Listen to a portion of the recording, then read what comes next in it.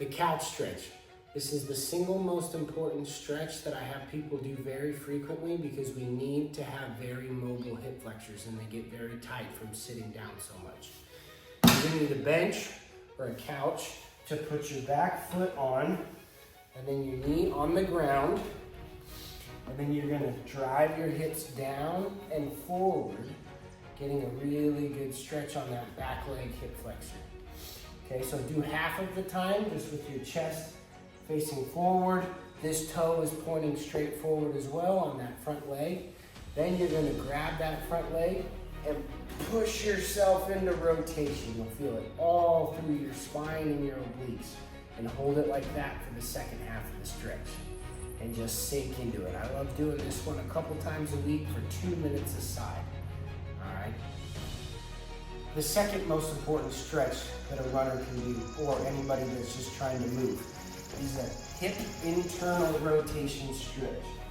You're gonna put your knee on the ground, this foot on top of the knee, and then you're gonna just lean back as far as you can, and you're gonna feel a stretch on the front side of this hip, and just hold.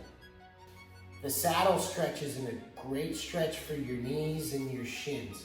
So you're gonna want the top of your feet on the ground so your toes are pointed straight back. This is pretty intense for a lot of people just to start out, but once you can, just start leaning back into it, increasing that stretch on those quads. The downward dog stretch is great for the calves and the hamstrings. You're gonna go into the start of a push-up position, but then you're gonna push your hips as high as possible and drive your ankles towards the ground. All right, just let your head relax and dangle and just hold. Standing hamstring touch your toes stretch. Very simple, it's practically in the name, but with straight legs, you're just gonna bend over and attempt to touch your toes. Just relax through your lower back and breathe deep. The Sumo Squat stretch. This is a great one to just sit in front of your TV and do. You're gonna sit in a good squat stance, so feet a little slightly wider, toes pointed out to wherever's comfortable, and then you're gonna push your knees out with your elbows and just let your whole lower back just round and relax and sink your hips down underneath. The Bretzel stretch. This is a great 3-for-1 stretch.